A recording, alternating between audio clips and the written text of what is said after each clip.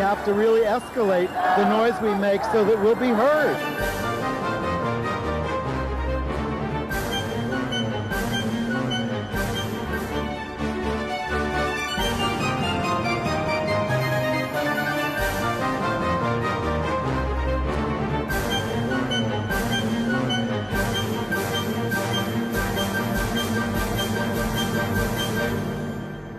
Welcome to Gay USA. I'm Andy Humm.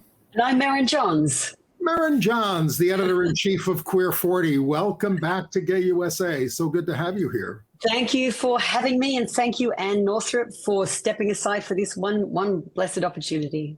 Well, this is, October 11th is National Coming Out Day, and this is LGBTQ History Month.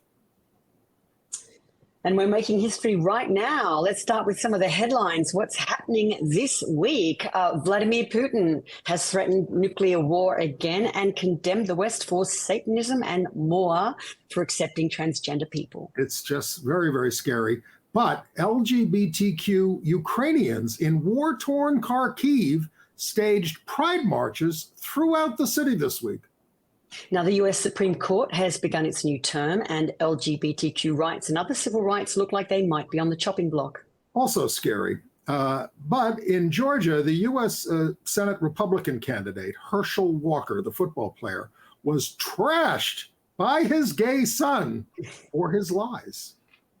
Yeah, young people. And on that note, hundreds of students have walked out of Virginia high schools because they're protesting Governor Youngkin's anti-trans policies in schools. A story we've been following for a long time. A Black gay man who was assaulted by an anti-gay Hasidic community patrol unit in Brooklyn won a $4.5 million judgment in court. And moving internationally, Qatar's UN ambassador has been blocked from their human rights post over some really nasty bigoted tweets. The CDC says, look, monkeypox is here to stay for a while, but the vaccinations are working. And we're going to discuss some of the buzz or lack thereof around Billy Eichner's all LGBTQ rom-com bros now in theaters. Well, how about that Vladimir Putin? I mean, he really centered his insane speech. Put that picture up that he gave in Red Square he spoke against the West, threatened nuclear war, said we're into Satanism, and used as an example our alleged embrace of transgender people who are persecuted over here as well, of course. And as I say, then he threatened nuclear war on top of the thousands that he's already killed in the Ukraine, including many civilians. You saw so many children and civilians being killed. Who's the real Satanist here?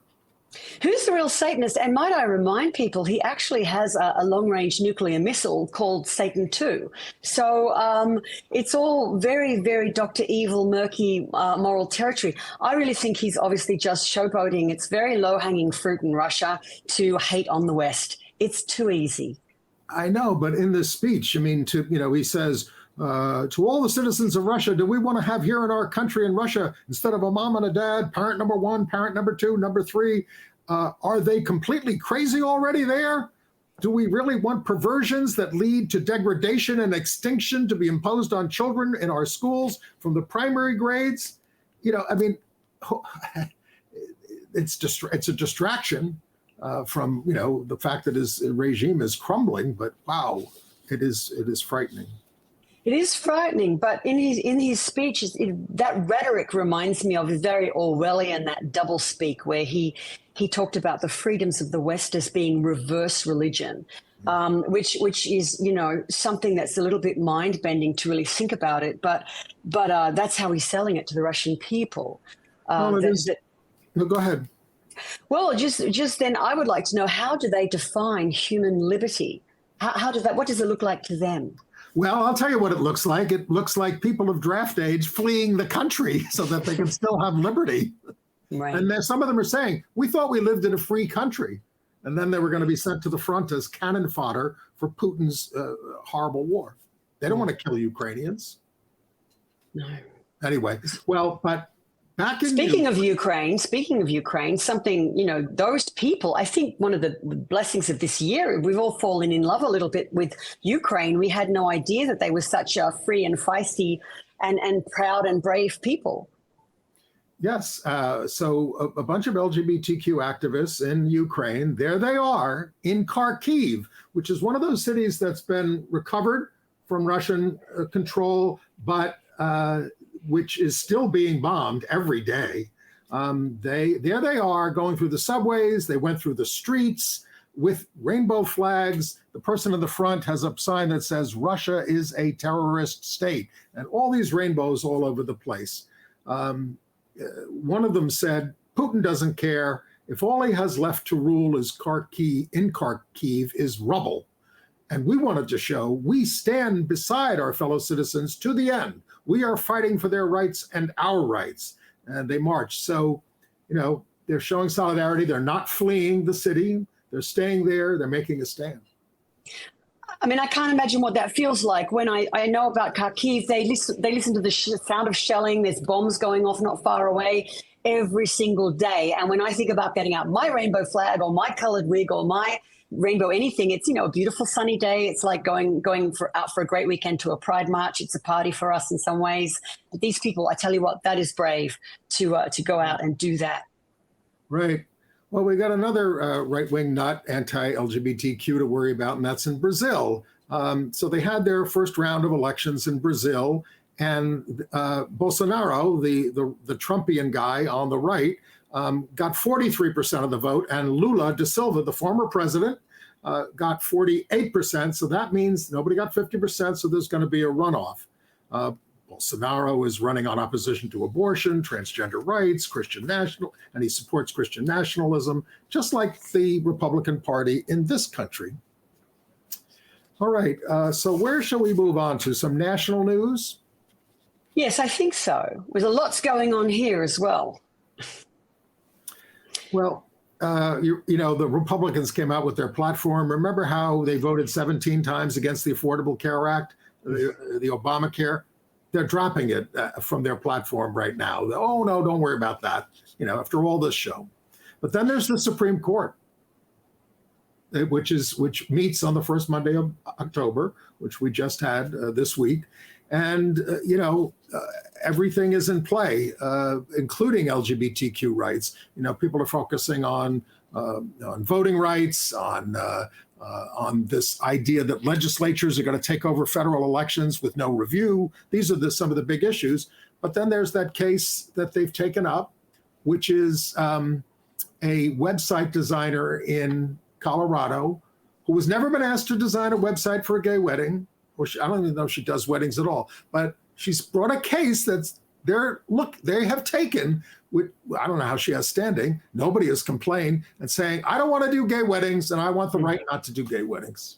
And of course, this is bigger than that case, because they're going after an old decision by Scalia, a good decision by Scalia, which said, look, if a law, civil rights law, whatever it is generally applicable, you can't use a religious excuse. She's using not religion, but an artistic excuse. I'm an artist and I shouldn't have to work for them. Right. So that's what's up at the Supreme Court. Of course, you're not going to hear any of these decisions probably, mostly until next spring, but they'll be hearing these cases starting now with Ketanji Brown Jackson on the court. I hope she can educate some of these people. Mm-hmm. But Andy, let me ask you this. With this fear that we have, I think a lot of us are living with this anxiety that there's going to be a kind of wholesale repeal of these laws, including marriage equality, but trying to connect this idea with the lack of enthusiasm for repealing the ACA. Do you think we might be worrying too much that when Republicans think about the instability in the world, the number of natural disasters, for example, I mean, if we repeal that healthcare, people look at what people went through in Florida, in Fort Myers. It's illogical to want to repeal some of these safety nets, and I feel the same way with marriage equality, because we'd have to undo all of that economic prosperity. We'd have to go back to this state by state tax ramifications. Does anybody want to do this? Do we really want to do any of the businesses and local governments want to go through all of this again? Well, I think that Republican politicians and that includes, they're happy to let the Supreme Court do their dirty work so they don't have to do it themselves. But then they get bitten in the ass with like the anti-abortion decision, which is hurting them in the midterm elections. Because yes, the court finally said you can do it. These Republican legislatures, passed draconian anti-abortion laws, and that's the only thing propping up the Democrats right now. So anyway, okay, some more national news. The American Library Association is now having to ask the FBI to investigate the unprecedented threats that they're getting, mostly over having LGBTQ books on their shelves. And these threats include disruption of programs, verbal threats of physical harm, bomb threats, temporary closures of libraries across the country. There's this one blogger in Brooklyn who has 1.3 million Twitter followers who keeps saying, this library in this place has got a gay book or a drag queen story hour or something. Go there, and the Proud Boys go there with guns.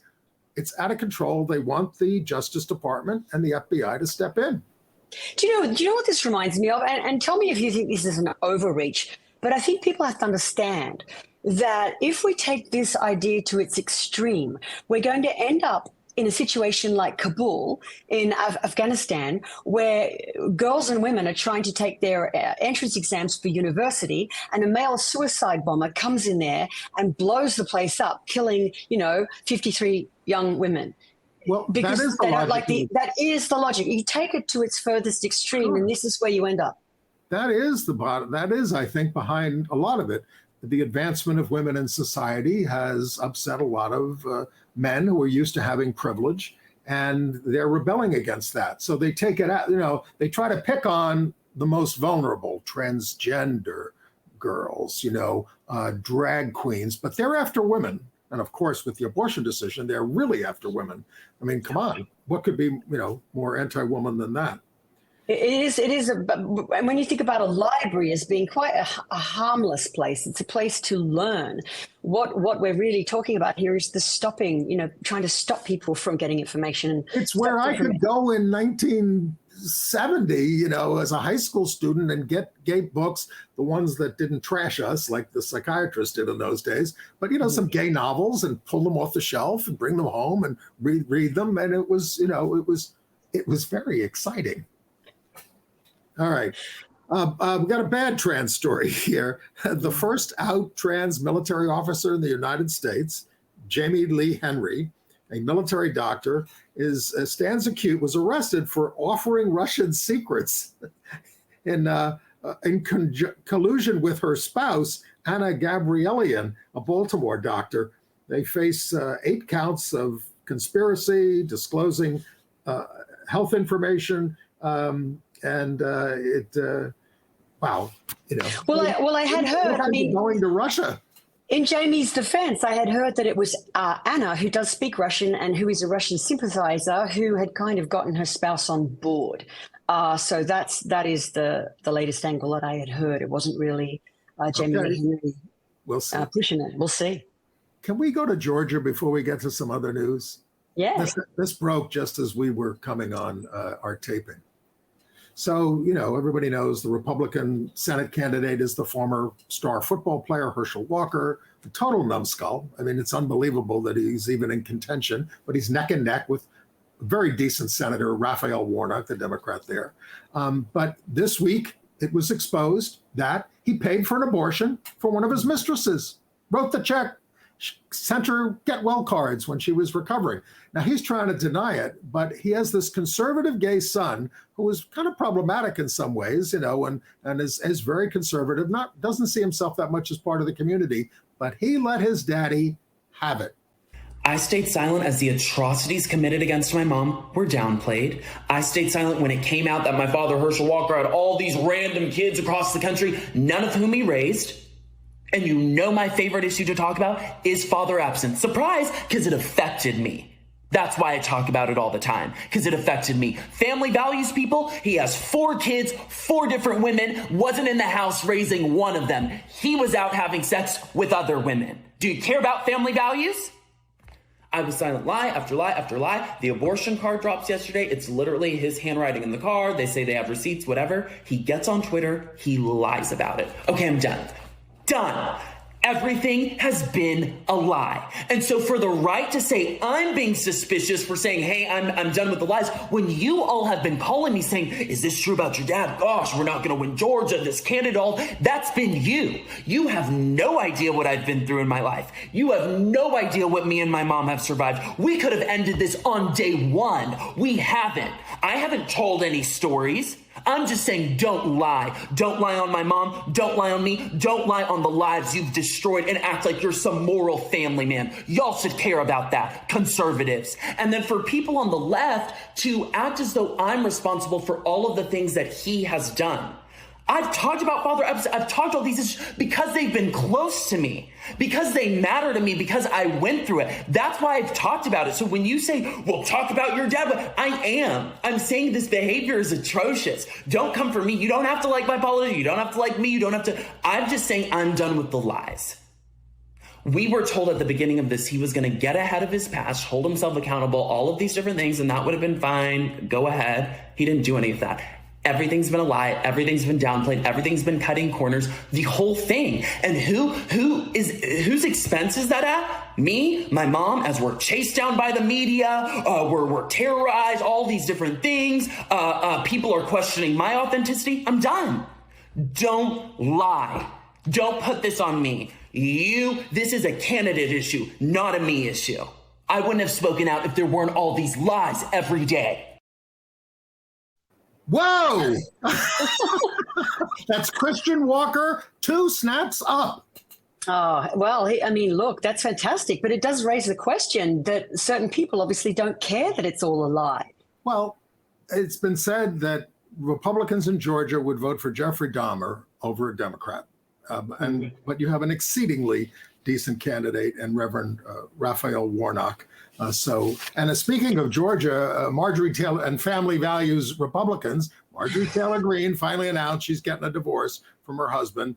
She was having 2 affairs back in 2012, but they stuck together for the sake of the children. And I'm not knocking any of that on a personal level. I mean, I believe in divorce. But she has a Democratic opponent named Marcus Flowers, 46, who has very little chance, but has raised $8 million, or $10 million actually, in this very deep red district. Not likely to win it, but likely to draw up enough Democratic votes that's going to help maybe Raphael Warnock in the Senate election and things. So there you are.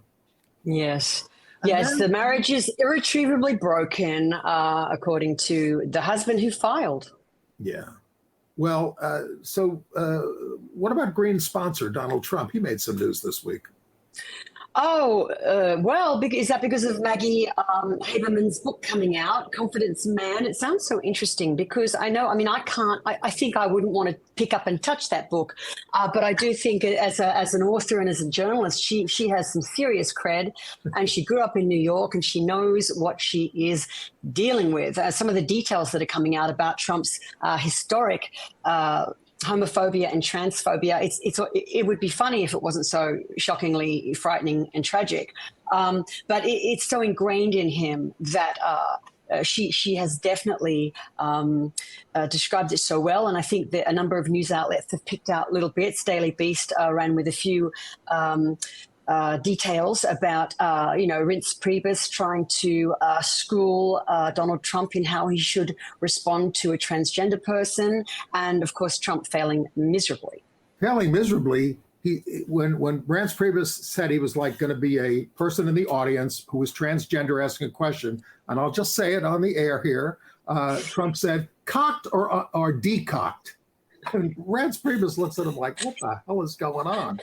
And he's, apparently often refers to gay people as queers or faggots, but not to their faces, you see. He bragged that he paid gay employees less.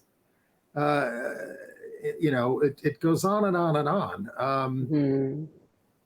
What I got out of this... Why would any gay voter vote for this guy? But we brought that up. Well, if they would, and I understand that these decisions could sometimes be based on other things such as, economic and financial. But what I would say is a word of warning to people who who do vote for Trump is one of the things that these examples are illustrating is his ability to other people so easily and quickly. And once you're able to other people, you're able to dehumanize them. And we all know what happens with leaders who are able to target and dehumanize segments of the population.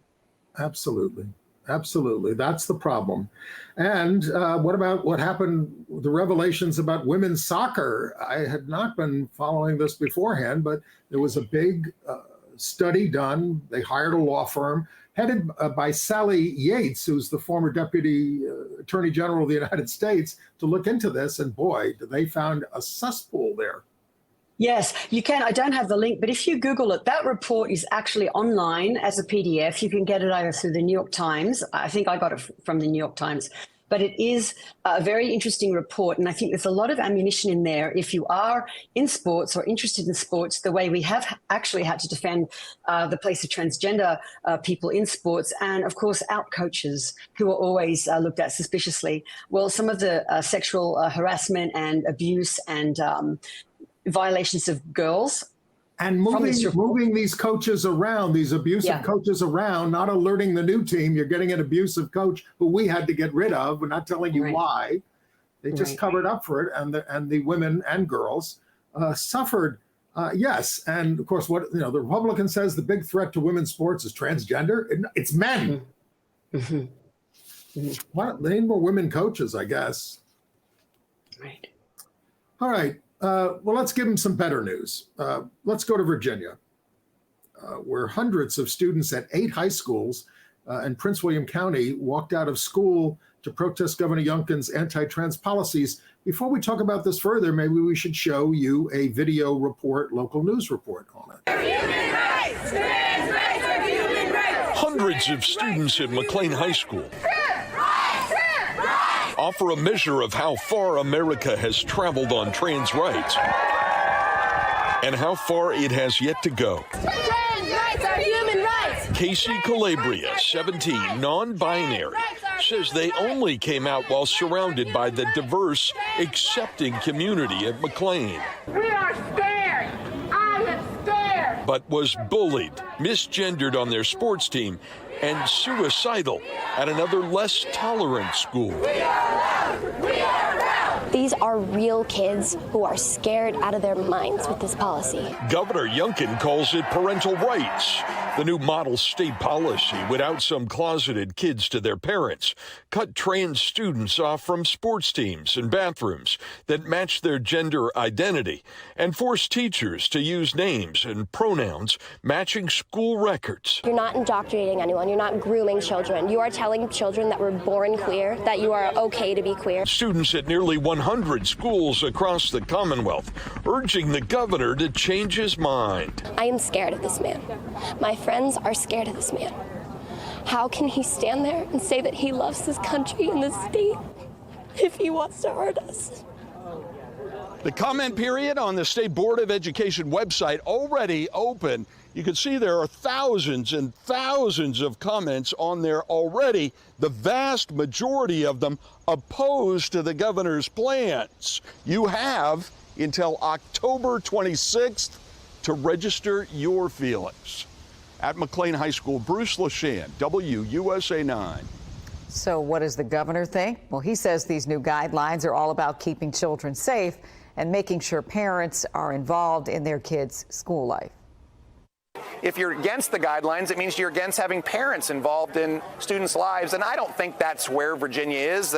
Virginia spoke loudly last year in our election that parents were really important to have involved in kids' lives, and so I think this is a chance for us to reflect. Please read the guidelines and then work towards making sure that we do include parents in these fundamentally important decisions. Well, I just hope he's going to listen to the people making comments online, and you can make comments online. We will put the link into the Virginia government. You can comment on this. I don't know if it's going to make any difference to these people, but the vast majority will be negative. But as we know from Governor DeSantis in Florida and the Don't Say Gay bill, it's not really about giving the parents more power, is it? No. Not really. And students in Arizona walked out, too, about these, saying these anti-trans bills are killing us there at Hamilton High School in Arizona. But better news in California. Governor Gavin Newsom. We talk about all the anti-bills that are passed. He just signed 11 bills pushed by Equality California, the LGBTQ group, including protecting families with trans children who flee these anti-trans states for California, training pharmacists to serve LGBTQ customers better, a youth bill of rights, and requiring community colleges to affirm gender identities of students and staff. 11 bills he signed this week. He's thinking of running for president. And well, this is going to be very, very interesting with this legislation, because I think it is going to cause brain drains across many of the less progressive states, and they will have brought it on themselves. All right. Now, we got a bad decision in Florida. A federal, well, a bad, but, there's some caveats here. It's a federal judge appointed by Trump. Equality Florida sued over the Don't Say Gay law, all right? This guy says, you don't really have standing to do this. But he said that he chastised the school districts that are using the law to outside the legal bounds. He said DeSantis's rhetoric has had a chilling effect and is causing damage, and said that nothing in the law requires school districts to back away from protecting LGBTQ students. He says it should not be used to silence students from talking about having LGBTQ parents, silence LGBTQ teachers from acknowledging their partners, or exclude LGBTQ parents from school events, and shouldn't be used to remove signs of support like rainbow flags and things like that. But that's what's being done by the school districts. And, there was that story out of Oklahoma, Oklahoma University, was it? No. It's a university medical center. They are getting rid of their transgender affirming care for young people because the legislators said, you'll be losing $40 million of federal funding if you don't. Yeah. This is the problem. They've really got them over a barrel, and that is not fair. No. All right. Can we go to New York City? Yes. Now, this is going to take a little bit of explaining, and it may sound a little arcane, but, I live in a rent-stabilized apartment. If I had a partner, they could succeed in the apartment. They could take over the lease. This was all decided back in 1986 before we could even get married. Maybe 89, right, the famous Urvashi decision, because people with AIDS were dying and their partners were getting thrown out and all that kind of stuff. So in this case, a guy is living with someone and he says, I had this familial relationship with them, even though his partner, his sexual partner, lived somewhere else in the city, and they were together for 25 years, but they never lived together. So this judge is looking at it and saying, well, non-traditional families, maybe it could be more than one partner. Maybe you can stay. It's not totally decided, but it's kind of a breakthrough at looking at the way we make families and the way we have relationships. So we'll see what happens with that case. Can we talk about Taj Patterson? This is the also in New York, in a rapidly, at the time, 2013, a rapidly gentrifying Williamsburg. So this man, Taj Patterson, was apparently walking down the street at 4:00 in the morning when he was put the other picture on, Rich. The picture of what happened to him. That's what happened to him. That is what he looked like after he was set upon by a Hasidic patrol in 2013. They were called I think it's called the Williamsburg Safety Patrol. And these are his injuries. He was beaten by several members of this gang. And he's 31 years of age now, and he's basically been going back and forth trying to get some kind of compensation for the effect this attack has had on his life. Andy, what do you think about this? Two of the members of the patrol pleaded guilty and did get sentences. One of the main ones was convicted, and then his conviction was overturned because a higher court said, we think the evidence there was shaky. But these people were using anti-gay slurs against him, obviously beat him, limiting his vision in that eye. He's still not recovered from that. The the Hasidic group did not even show up in court. So the judge said, I award you $4.5 million. And Taj's lawyer said, now we have to collect on it. This group did not even have insurance. And yet it's a community patrol from a very politically powerful group. They're getting, tens of thousands of dollars from the city in funding, even though they don't carry insurance. I run a street fair on our block here. We have to get $2 million worth of insurance for one day. So it's, this is what happens with politics. Anyway, but it's, but Taj, he's looking better now. And I hope he gets there he is. And I hope he gets his judgment. Right. Collecting the 4.5 million will be very difficult, but I do wish him well as well. Maybe we should, I just want to mention that the University of Massachusetts football team is hosting on October 8th, this weekend, the anti-LGBTQ Liberty University. And so what did they do? This was the one founded by Jerry Falwell Sr., run by the scurrilous Jerry Falwell Jr. for a long time. They have declared this will be Pride Day for the football team in Massachusetts. And they announced it with a video of a football player surrounded by rainbow lights and a disco beat. I don't follow football at all, but I believe this is a tactic that is growing in popularity, which is to hold these Pride nights and Pride days with a team such as this. So that would be fun. I hope they can change some of those folks' minds mid-tackle. So we'll go to some other crime stories. Jacksonville, Florida, a black trans man was shot and killed on September 21st.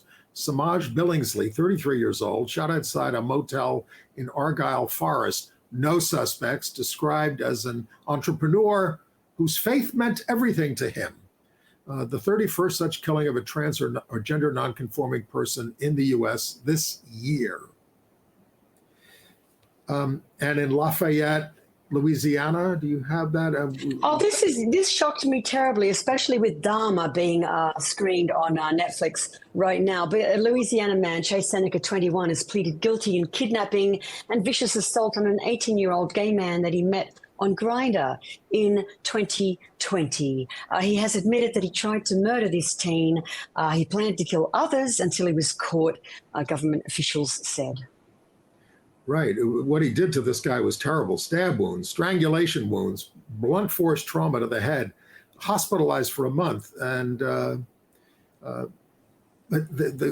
perpetrator said, I stopped beating him up. He was going to kill him and eat him. He said, I stopped beating him up when his bones started coming through his flesh. I mean, this is just horrible, horrible. So he has pleaded guilty, and he could face federal hate crimes charges on top of kidnapping charges. And in Boise, a drag performer named Eric Posey is suing a far-right blogger for releasing a doctored video to falsely make it look like he had exposed himself to children. Summer Bushnell was the blogger, did the doctoring, and accused Posey of a felony. But police looked into it and said they looked at the whole footage of the thing and said nothing happened here. And Posey said, I lost professional opportunities. And Posey is not greedy. I just want $10,000 and attorney's fees. Yeah, something to bear in mind with all of the popularity of videos online and reels in social media, how this is often you get these snippets of videos that are being played and shared out of context. And I hope that the laws are going to keep up with the use of this new medium. How about what happened in a Wisconsin prison? You want to talk about that? I think you better grab that one. What happened in the Wisconsin prison? Oh, yes, I know this one. Well, the trans man guard, yes. So you got a Muslim prisoner who has to be strip searched in the prison. And one of the guards observing, not doing the strip, but one of the observers is a trans man. So the Muslim says, it's against my religion. This is really a woman. I cannot be looked at naked by a woman. Now, actually, in Islam, the actual tenet of the faith is no one can see you naked except your spouse. But put that aside. Anyway, so at the lower court, he lost, but a 3-judge conservative panel, oh no, his religious liberty is being violated. And that's what they decided. So, they seem to be pushing aside the Bostock decision from the Supreme Court, which says treat trans people equally in employment and everything. And the court sort of says, oh, no, this guard can go, deal with other things, doesn't have to be there for this. This is where we're headed in this country. That's going to be religious apartheid in this country if they keep it up. The thing that's very interesting to me about this is that for me, religion is just another form of identification.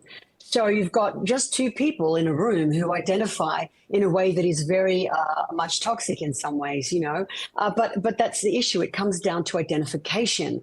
And I like that the way that the lawsuit was initially thrown out by the Democrat-appointed judge, because he said that West's religious belief about Bill's gender didn't outweigh the guard's right to identify and be treated as a man in his workplace. And this is what it's going to come down to. I understand you can't set aside your religious identification because it informs your daily life, but you also can't set aside your gender identification because it informs your daily life and work. So they really have a problem here. What does this guy expect to happen in a hospital where you're wearing the gown and everything is hanging out, and they're looking at your genitals and everything else all day long to check things out. And there are female nurses and there are male nurses and there are trans nurses. I mean, come on, grow up is what I would say. It's just, they're not there to be sexual with you. They're there to perform a professional service. And in this case, to see if you're carrying any drugs around. Anyway, all right, let's remind people about our friend Urvashi Vaid. There's going to be a memorial service for Urvashi, who died earlier this year. It's now set for Thursday, November 3rd at 5 p.m. at B'nai Jeshurun, which is at 257 West 88th Street, on November the 3rd. We will include a link if you wish to register for it. All guests must be vaccinated. There is also a link on the invitation to watch a live stream of the event at that time. So you could watch this from anywhere in the country. Urvashi Vaid, one of our great leaders, former head of the National Gay and Lesbian Task Force, and et cetera. That will be live streamed on YouTube direct from the temple. So that would be a wonderful, wonderful way of seeing what this woman did for our community. Yeah, she was only like 62 or 3, cancer, but fought till the end. Okay, some other international news? Yes? What do we got left for the international? Well, I just want to bring this up. The New York Times did a big profile of the Zambian president, Hichilema, and said he wanted to get rid of all the colonial era laws. But they never mentioned that just that week, he came out, but not the anti-gay ones. We're keeping those. We're a Christian country. We're not throwing off the church on that one. So his love does not extend to the Zambians. And then there's Qatar, where the World Cup starts next month. They're in trouble. They have a UN ambassador who is in trouble over tweets calling Jews our enemies, calling for God's curse on gay men. So she deletes her account when this happens because she's up for one of the top human rights posts in the UN. And this stopped it. Thank goodness they stopped it. There's an NGO, non-governmental organization, called UN Watch, which spotted her bigotry, scuttled her nomination. It went instead to Patricia Herrmann of the Bahamas. This Qatar woman said, defending human rights has nothing to do with gay rights. Now, this woman from the Bahamas who's taking over, same-sex relations are legal there, but no partnership recognition. But they did support the UN Declaration on Sexual Orientation and Gender Identity in 2012. All right. And, also breaking news, one of the winners of the Nobel Prize for Medicine, Svante Pabo, 67 years old, is bisexual, openly bisexual, has written about it. He helped found the study of paleogenetics about, they did the Neanderthal genome from 500,000 years ago. It's relevant because if you've got some Neanderthal DNA, you're more likely to suffer from COVID. Oh, sorry. Just really? I do. I apparently do have more Neanderthal sorry, DNA I don't know what DNA I have. Sorry. Well, I did my 23andMe. I have more Neanderthal than the average person, but touch wood, thus far, no COVID. So I'm happy. I hope it has advantages as well. And because but this guy's father won the Nobel Prize in Medicine in 1982. All right. Health and AIDS news. Hey, sorry to read about Christine Quinn. Chris was our former New York City Council speaker. And she put out an article in Vanity Fair about actually Vogue magazine. It was a first-person piece. Yes. Why did I say Vanity Fair? Because it's a V and it's fashion and style. But it was a lovely. I do think people should read this because it was a very nice. It's short. It's very personal. It's something she wrote herself describing about her battle with colon cancer. Yeah, colorectal cancer, and also about that she was diagnosed with it at age 56, which is the same year her mother died from cancer. And what this means really for us as we age, as women especially, as really any gender, I think. But she basically said that the loneliness and the emotional space that she was put in during her treatment was something she hadn't expected, and that it was really important to articulate that, to reach out and to make it a visible thing for other people to understand and to not feel so alone. So I did applaud that piece. Yeah. She runs a group. She runs a group for homeless women now. And we certainly send her our best wishes. We will link to her story in Vogue. And so you can read it if you get our email. And if you want to get our email, go to gayusatv.org. And while you're stopping by on our website, if you want to support us and help us get through another year, that would be appreciated as well. Let's talk about monkeypox. Okay, latest news. Cases way down. CDC says elimination is unlikely, at least for the next few years. The domestic decline, though, does mark a turning corner. By the way, 97% of the cases are men, and vast majority of those are men who have sex with men. But now the new guidance, now, first of all, they also came out with data on how the vaccines are working. They're working very well. You've got like a 14 times more likely to get MPV, to get the virus, if you don't get the vaccine. Get the vaccine if you are at risk. I haven't gotten the vaccine because I'm not, putting myself at risk these days. I thought about it in the beginning because I thought it was going to be more easily transmissible, but it's mainly, but they are opening it up. It used to be you have to have been like really screwing around for the last 14 days to get the vaccine. Now it's like, if you might do those things in the next 6 months, you can get the vaccine. So get the vaccine. They're much more available now. All right. And the data on it is good. Monkeypox. Don't get it. You don't want it. No. All right. A footnote on Sacheen Littlefeather. Do you remember her? She's the one. I do. She's the one who got up. I do. What a beautiful woman. What a beautiful woman. And it was such a scandal back in the day when you were watching the Oscar ceremony to see this for us then, a very unusual looking person to get up on this show busy platform. A Native American who was sent by Marlon Brando to refuse his Oscar and to talk about the plight of Native Americans. And she was booed. And of course, the Academy tried to make it up to her, I think last year. But anyway, the footnote on her, she just died at the age of 75, was that during the early years of the AIDS pandemic, she worked at a Bay Area hospice for PWAs founded by Mother Teresa, blending her native culture and her Catholic faith. Quite a story. I just got goosebumps because she said she was able to blend all the aspects of herself and reconnect with the Catholic faith of her childhood. She led a San Francisco prayer circle named for Kateri Tekakwitha, a 17th century Algonquin and Mohawk woman who was canonized by Pope Benedict XVI. And I just think what a perfect example of coexistence, because that group blended traditions, including incorporating buffalo dances into the Catholic Mass. And Kateri Tekakwitha is a saint, and she's on the doors of St. Patrick's Cathedral. And I I once hung a protest sign on her praying hands, a petition to the cardinal. Kateri Teka with a lily of the Mohawks. All right. I love it. But she said, this is how I saved my life, by blending the two together. She told The Guardian in 2021, the acceptance of my dominant culture's ways and my Indian ways together, living peacefully side by side. Now, Merryn, we have 13 minutes left. Oh, let's go. Should we run our HIV is not a crime video? Would you like to just tell us what is in it?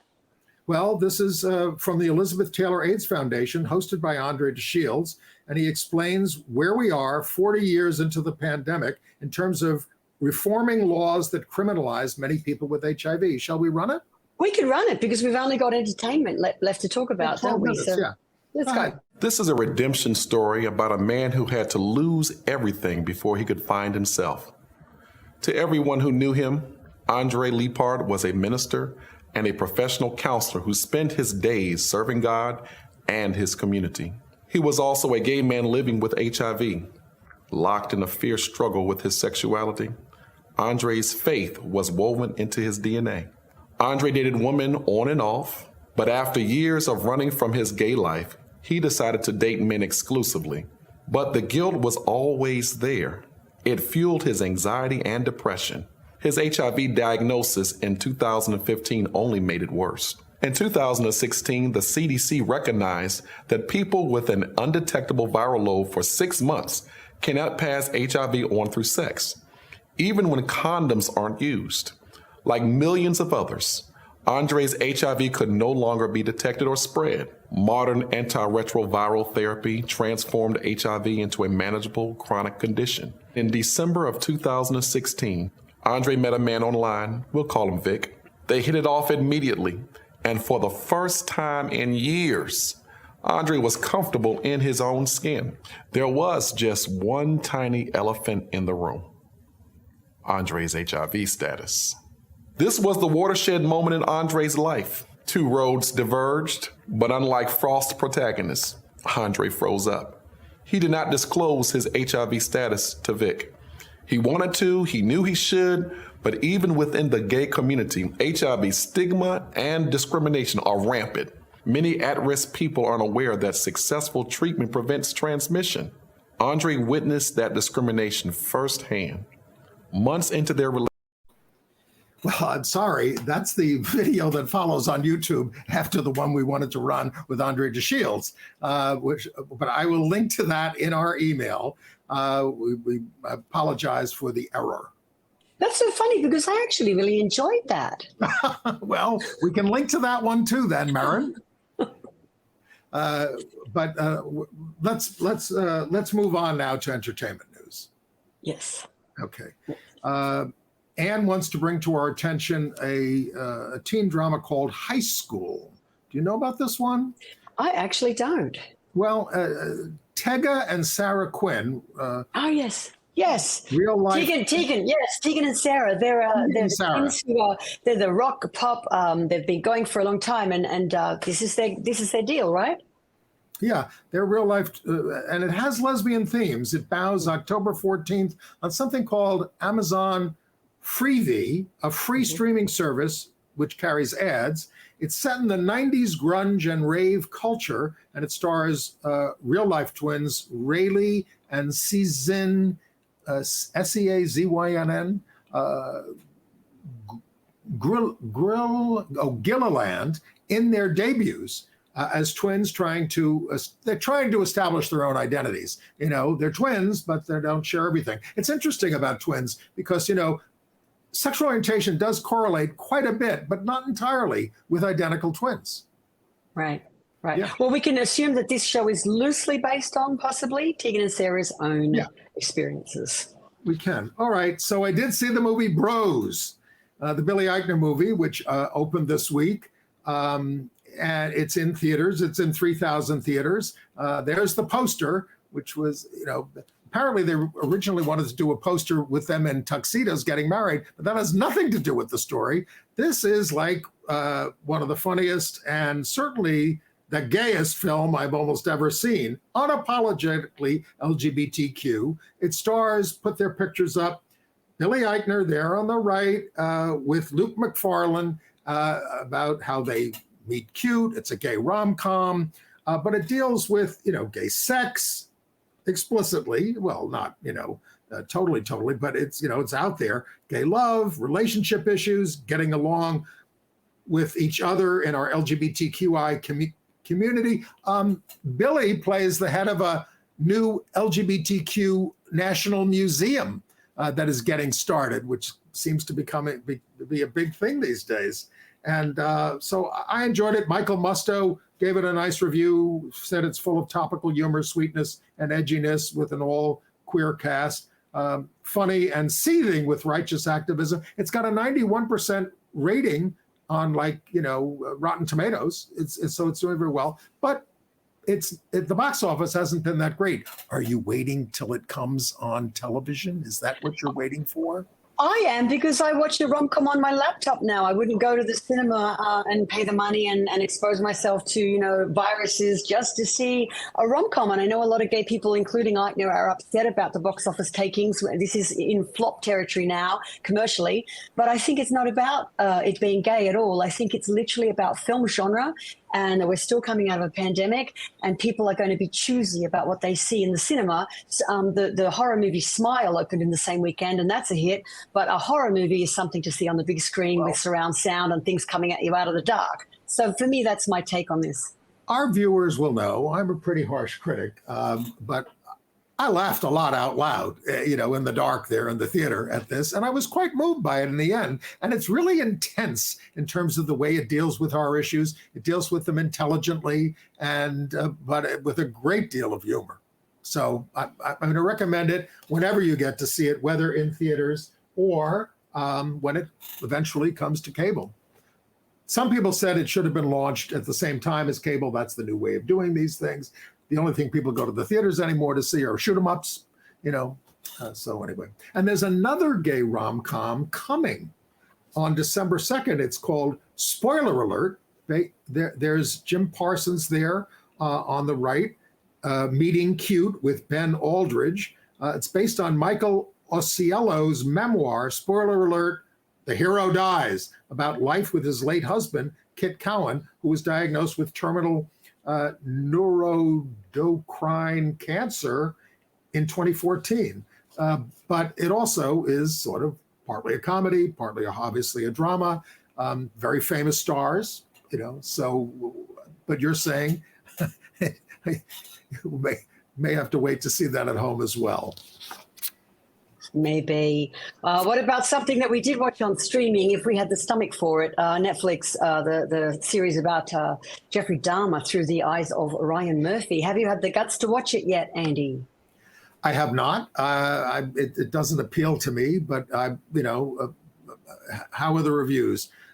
This is starring, what's his name? Evan Peters, playing Dahmer, who murdered 17 men and boys, most of whom were people of color. The families of the victims are very upset about the exploitation of this thing. It did go to #1 last week on Netflix, but gay people said, you're putting this in the LGBTQ category? Get it off there. And Netflix responded and just put it in true crime. It's not going to be on your LGBTQ list. This is Jeffrey Dahmer, a monster. But how many times? I mean, this is another Ryan Murphy thing. He's sort of obsessed with these gay killers. Remember Andrew Cunanan killing? Yeah. He did. Yeah. Listen, I'm not a huge fan. So I mean, I do feel there's a it's an interesting discussion, but I do happen to agree this doesn't belong in the LGBTQ section, even though Dahmer was obviously gay. I do feel that the story is so much more than that. And anyway, it's up for debate whether or not LGBTQ is a genre of anything. So in terms of entertainment. So, but we do love Amy Schneider. We do love her, and we do love her and applaud her happy ending with Genevieve Davis. They announced that they were married in May, and they've shared a few of their lovely photos on Instagram. And I think we'll always be grateful for Amy for sharing her life on Jeopardy and on her Twitter account that was often devoted to her progress on Jeopardy. It's lovely, positive imagery for us. And we'll get to see Amy when she comes back for the Tournament of Champions. She's one of the she's the second. She's got the second longest winning streak of anybody in the history of the game. She was amazing, and she's planning a more traditional ceremony next summer. She said that Davis proposed to her, and then Schneider got down and proposed back to her. So that's how they did it, keeping things equal. The Leslie Lohman Museum of Art in Soho here in Manhattan is having a new exhibit right through January 8th, Incendia, featuring what they call queer, rare artists from Latin America or of Latin American descent around the world. So go to leslielohman.org for information, and we will link to that in our email, which you can sign up for by going to gayusatv.org. What about the wonderful Anne Northrup has a wonderful event on? Would you like to talk about that? Marching Mad, the 1987 March on Washington and its impact on our nation. Well, as we've said, the American Museum of LGBTQ History is getting started here in New York. It hasn't opened yet, but they're having an online event Tuesday, October 11th, National Coming Out Day at 6:30 p.m. online that you can sign up for. A panel on this 1987 March in Washington for lesbian and gay rights. That was the second national march that we had. That's the one where the quilt was laid out there. This is like at the end of the Reagan administration, and then we got the Bush administration. But anyway, Anne is moderating, and it's going to include organizers, Joyce Hunter, Steve Ault, two of my comrades from the old days, and Letty Gomez. If you register at AmericanLGBTQmuseum.org, you can also stream a documentary about the 1987 March, and you can view that anytime in October. So sign up for that. Okay, and then we should remind you that the NewFest, the LGBTQ Film Festival, is starting October 13th in New York, goes through the 25th. 130 LGBTQ films. What are you looking forward to there? I mean, there's just too much. NewFest has some of the best, they always have some of the best programming, and I'm a big fan of their work. But this one, the Centerpiece documentary, which is called Nellie and Nadine, which is about two women who met at the Ravensbrück concentration camp and fell in love. I mean, it's based on a true story, and it features the music of Madame Butterfly. I mean, what's not to like? I'm just getting goosebumps talking about it. It has incredible reviews online. So they that's saved the one each other's lives, basically, right? With their love. Much. And it's narrated by the granddaughter who's going through the box of letters and finds out about these letters to this woman. And she's drawn to find out who was this woman? Were they just friends? What was this between her grandmother? So I'm so excited by stories like that. Because You just sold me. Yeah, you think you know our history, and there's always something new. So it's exciting. LGBTQ History Month. It's a great film to watch, I think. And that's why our right-wing opponents are trying to suppress our history, because they don't want to tell you how badly we were treated in the old days, and they want to treat us bad now. So it's a troubled time, but it's great to be with you, Merryn, here. And we're down to our last 10 seconds, so I'm just going to say goodbye. Thanks, everyone. Goodbye. Bye-bye, Merryn.